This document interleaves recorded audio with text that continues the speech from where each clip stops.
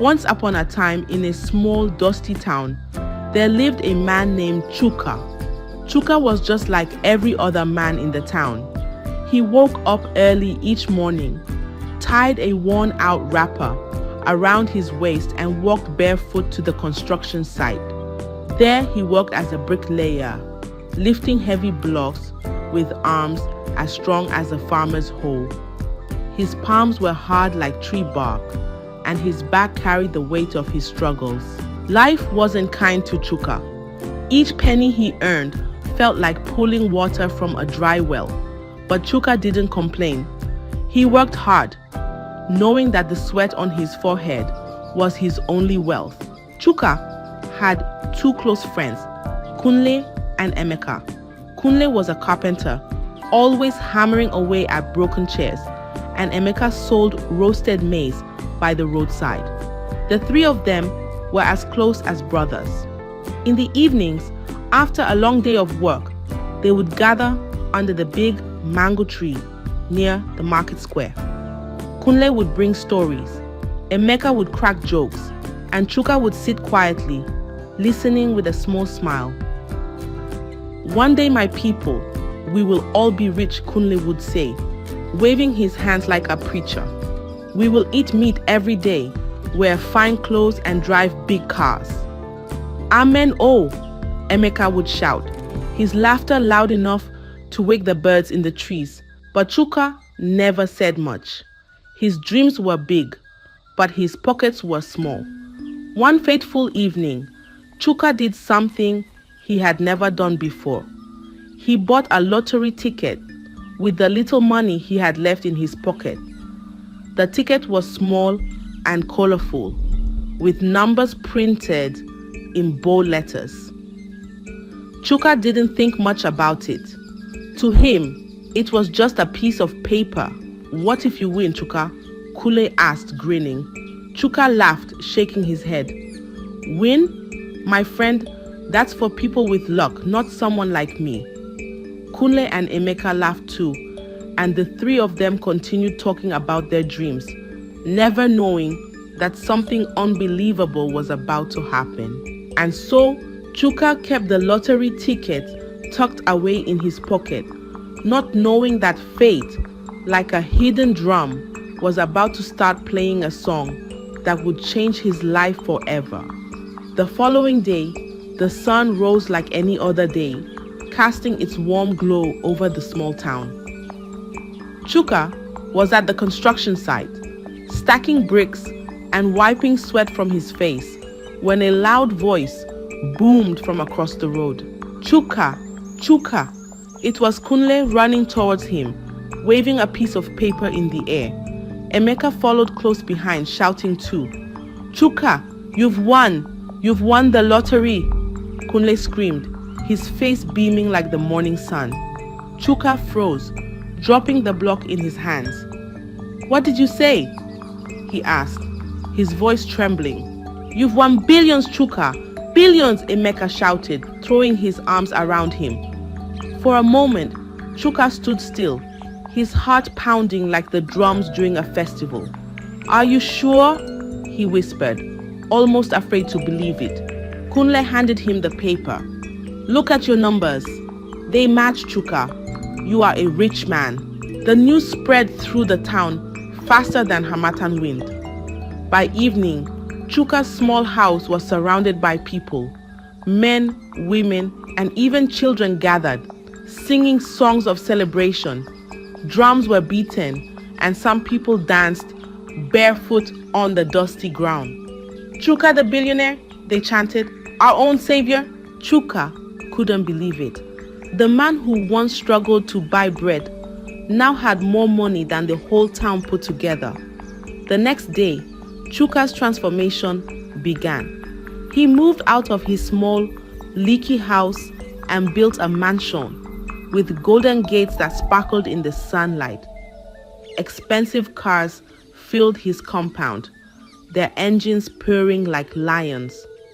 Chuka wore designer clothes, the kind that made heads turn, and his shoes shone so brightly they could blind the eyes. The same hands that used to carry bricks now held wads of cash. Chuka became the center of attention, with people lining up just to catch a glimpse of him. He was no longer the quiet bricklayer. He was now Chuka the rich man.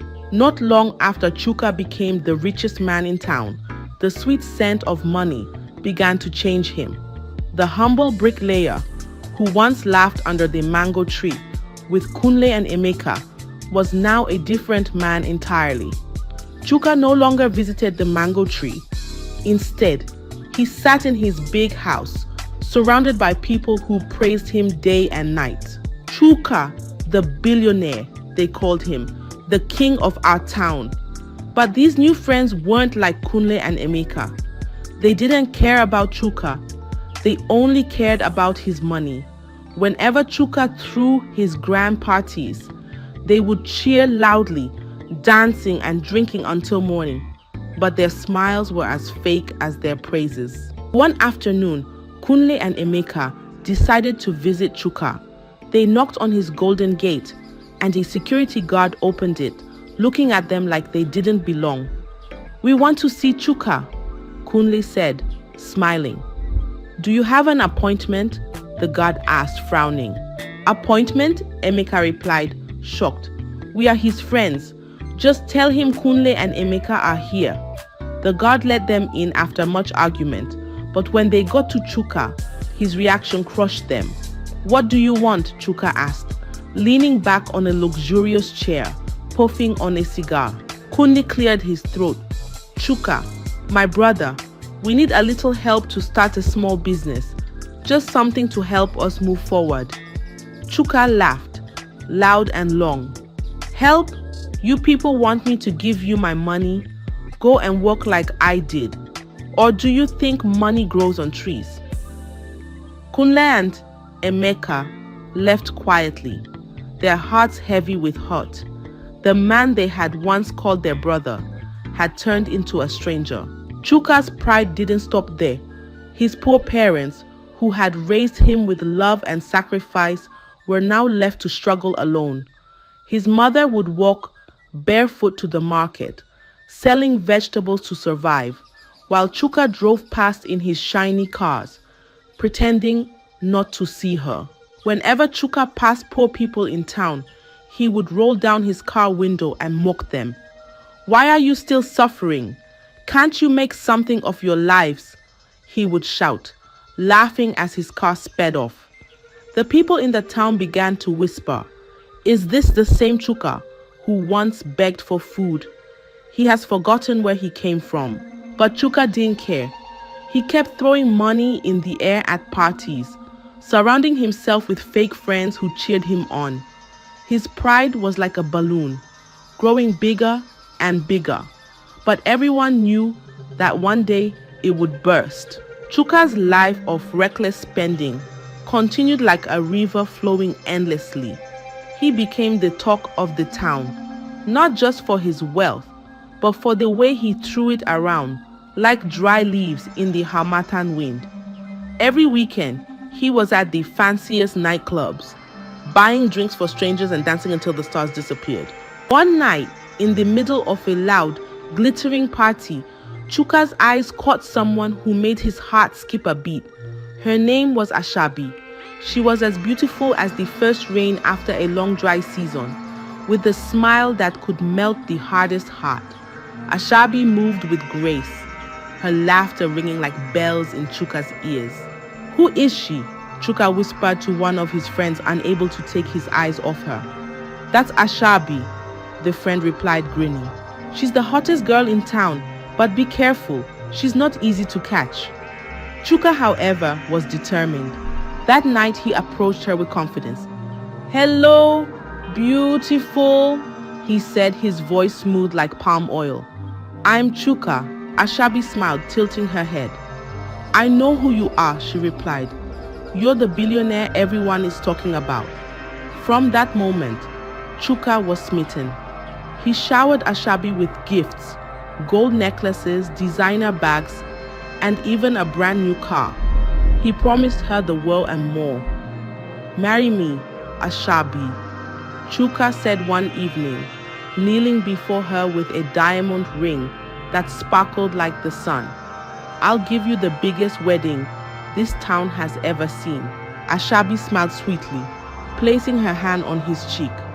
"Of course, my love, but if we are going to share a life together, shouldn't we also share everything?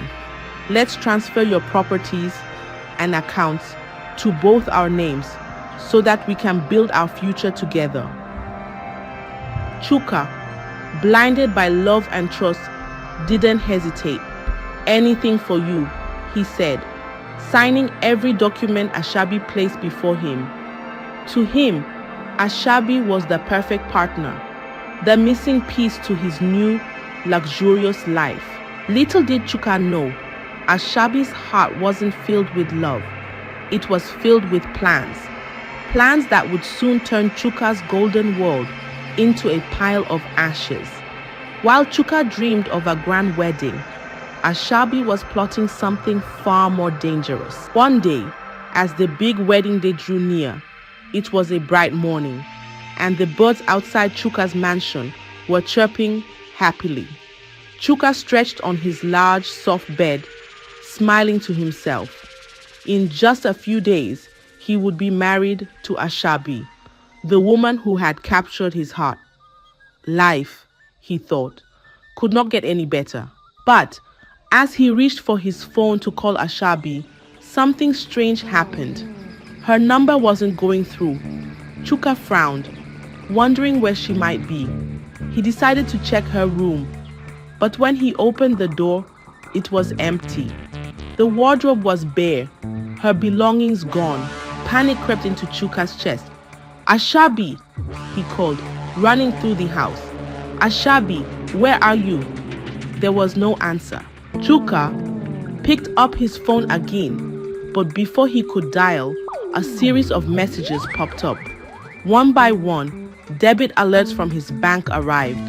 His accounts were empty, billions and billions, gone in the blink of an eye. His heart pounded like a drum. "What is happening?" he whispered, his hands trembling. Before he could process it, loud knocks came from the golden gates. Men in suits stood outside, holding documents. "We are here to take possession of this property," one of them said firmly. "What property?" Chuka asked, confused. "This house and the cars," the man replied, holding up papers. "Everything now belongs to us." Chuka snatched the documents, his eyes scanning the signatures at the bottom. His stomach dropped. His own name and Ashabi's name stared back at him. She had tricked him into signing away everything, and now she had disappeared like smoke in the wind. "Wait, please let me explain," Chuka begged, but the men didn't care. They had bought the house legally. By evening, Chuka was standing outside the mansion, watching as strangers drove away in his cars. With nowhere else to turn, Chuka swallowed his pride and went to Kunle and Emeka. They were sitting under the old mango tree, just as they used to. "Kunle, Emeka, I need your help," Chuka said, his voice low, his head bowed. Kunle looked up, his face hard. "Help? Chuka, when we needed you, what did you say to us?" "Go and work like I did," Emeka added, mimicking Chuka's voice. Tears welled up in Chuka's eyes. "Please, I'm sorry. I didn't know this would happen." Kunle shook his head. "Life has a way of humbling people. Chuka, go and find your own way, just like you told us." Chuka left quietly, his heart heavy with shame, as he walked back to the small, run-down house he once called home. The townspeople whispered behind him. "Look at him now," they said. "The same Chuka who mocked us. Pride truly comes before a fall." That night, Chuka sat outside his old house, staring at the stars. The same hands that once held billions now held nothing but regret. The proud man had fallen, and there was no one to catch him. Chuka sat on a broken stool outside his old crumbling house, staring at the cracked walls that seemed to mock him. the mansion, the golden gates, the shiny cars, they were all gone. His hands, once soft from wealth, were rough again, like the hands of the bricklayer he used to be. As he walked through the town, carrying his tools, the people whispered behind him, "Is that not Chuka, the billionaire?" One woman said, shaking her head, "See how he has fallen. He thought money would last forever." Another man added, laughing, "Now, he's back to where he started." Chuka didn't respond. He kept his head low, focusing on his work. Each brick he lifted reminded him of the pride that had once weighed him down. Now, his heart was lighter, humbled by the lessons life had taught him. The mango tree where Kunle and Emeka used to sit became his new place of reflection. He didn't join them, but he could hear their laughter from afar. The sound stung, but it also reminded him of the friendships he had thrown away. Slowly, Chuka began rebuilding his life, not with grand mansions or expensive cars, but with honesty and humility. He worked hard every day, stacking bricks under the hot sun. He no longer cared about showing off or mocking others. Instead, he greeted everyone with kindness, even those who once mocked him in return. The town watched as Chuka transformed. His fall became a story that mothers told their children at night, a reminder that wealth without wisdom is like rain without crops. It washes everything away. As Chuka worked quietly, he whispered to himself, "I had it all and lost it because of my pride. But this time, I will build something that even the wind cannot blow away." And so, Chuka's story became a lesson for the town. It taught them that money is not the true measure of a person's worth, and pride is the quickest way to lose everything. Chuka never became rich again, but he found something even greater: peace. Now, our dear viewers, who's to be blamed? Is it Chuka for his reckless spending, or Ashabi the gold digger? Let us know what your thoughts are in the comment section below. I hope you enjoyed the tale.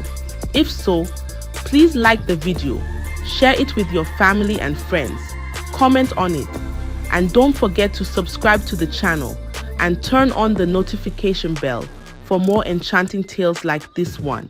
Goodbye.